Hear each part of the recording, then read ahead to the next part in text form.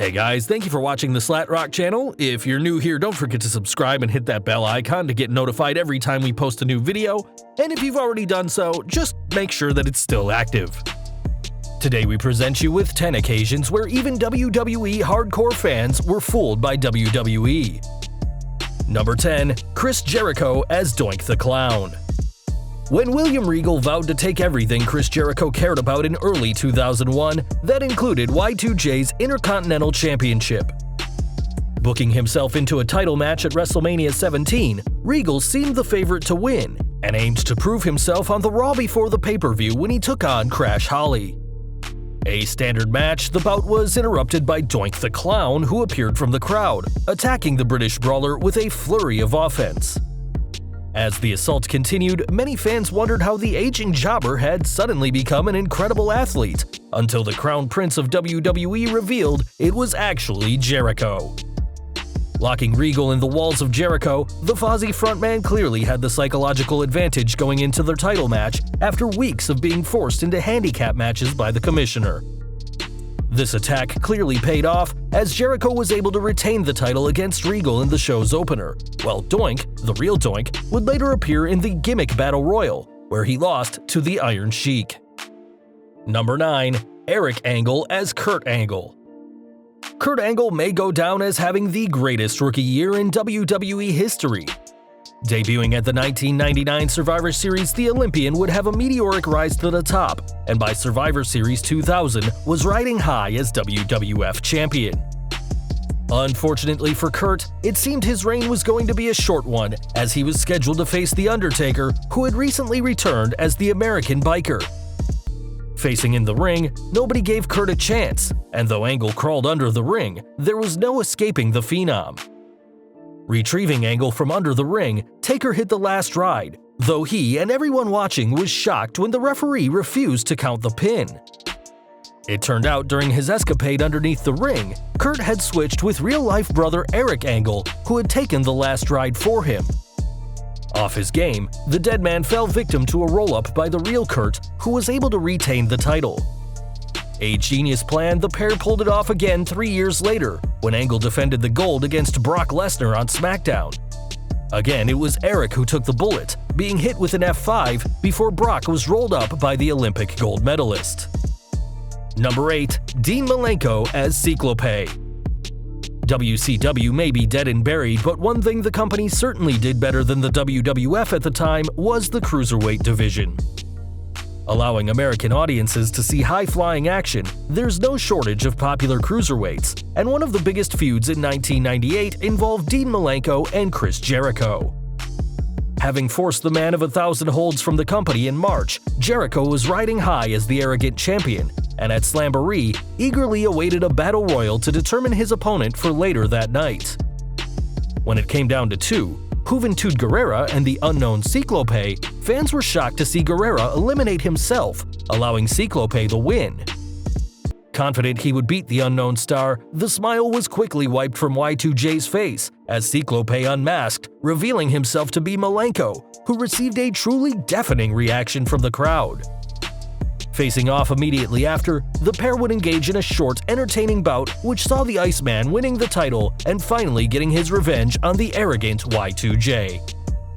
Number 7. Austin Aries as Suicide. Though his time in WWE may have been brief, Austin Aries is known by fans as one of the most entertaining stars in Impact Wrestling history. An innovator in and out of the ring, Aries' athletic style is matched only by his creative mind, and in 2012 created Option C, allowing the X Division champion to surrender the title for a shot at the world title. Capturing the TNA World Championship at Destination X 2012, Option C quickly became the focus for all the wrestlers, as whoever held the title by next year's pay-per-view would get the chance of cashing in. When Suicide returned to the company and won the X Division title on the eve of Destination X, everyone was shocked, especially authority figure Hulk Hogan, who revealed the man behind the mask, future Cruiserweight champion TJ Perkins, had been attacked backstage and his costume stolen.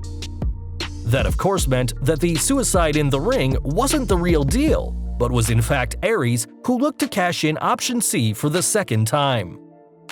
Number 6. Eric Bischoff as the Priest. There are very few people in the wrestling world who can say that they stuck it to Vince McMahon, but for 83 weeks, Eric Bischoff did exactly that.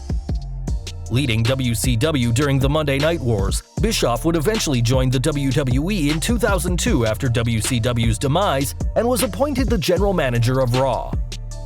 As the head of the Raw brand, Bischoff found himself at odds with SmackDown's Stephanie McMahon and decided to mess with the daughter of his old rival with his role in the Billy and Chuck wedding ceremony. The climax of a long-running love angle between the pair, the duo were convinced by their manager Rico to marry live on SmackDown on the September 12, 2002 episode. After revealing that they weren't actually gay and that the story was just a publicity stunt by Rico, it was the old stuttering priest who seemed to be the voice of reason. In true stroke of booking genius, though, the priest was revealed to be Bischoff, who ripped off the geriatric latex mask to the shock of everyone. Calling in his cronies Rosie and Jamal of 3-Minute Warning, the Raw Invaders decimated the stars of SmackDown, including Stephanie, who was leveled with a Samoan drop. A genius ploy by Bischoff, this moment has lived with fans all these years after it happened, as a reminder of Bischoff's motto that controversy creates cash.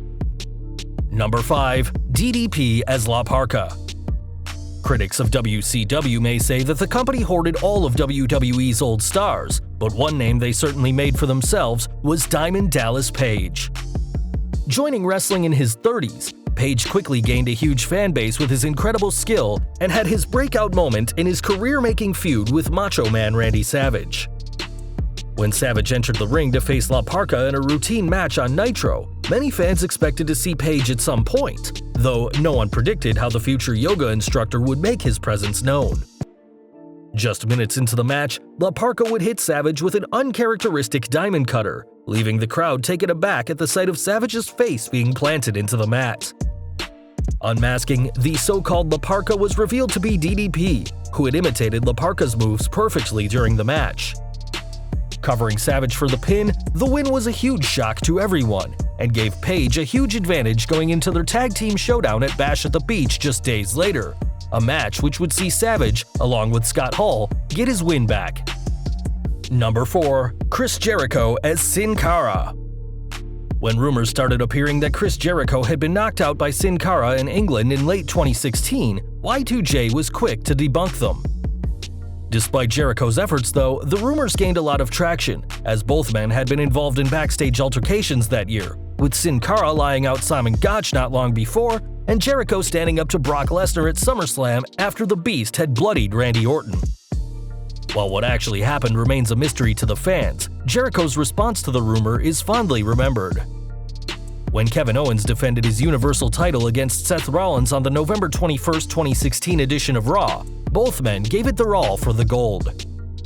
Ultimately, the difference maker was a man from the crowd in a Sin Cara mask, who cost Rollins the match, and was very quickly revealed to be Jericho, who had been banned from ringside earlier that night. Though brief, Jericho's donning of the mask was Y2J at his very best, being a subtle nod to smart fans, a shocking moment for casual fans, and a big screw you to those fueling rumors, all of this done in mere minutes. Number 3. The Undertaker as Kane. The Undertaker is one of WWE's most tenured and respected superstars, so many fans were shocked when the Phenom no-showed a handicap match on Raw in 1998 against his brother Kane and Mankind. Though the odds were not in his favor, the Phenom had plenty going for him, as the winner of the match would receive a shot at Stone Cold's WWF title.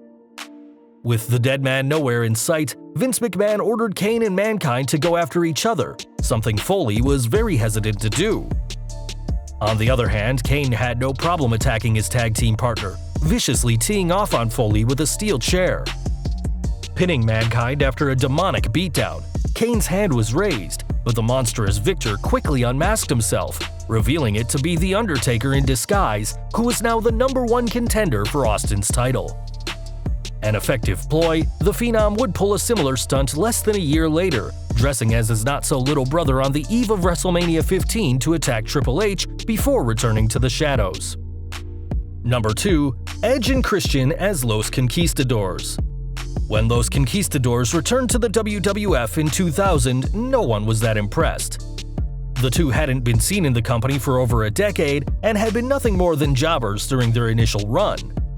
However, these conquistadors were very different to the ones before, and after attacking the Hardys with a series of tag team moves, it was clear that the pair were really Edge and Christian. Denying the obvious allegations, the Canadians tried to hide their tracks by having two unknown stars dress as the Conquistadors backstage so the four characters could be seen at the same time.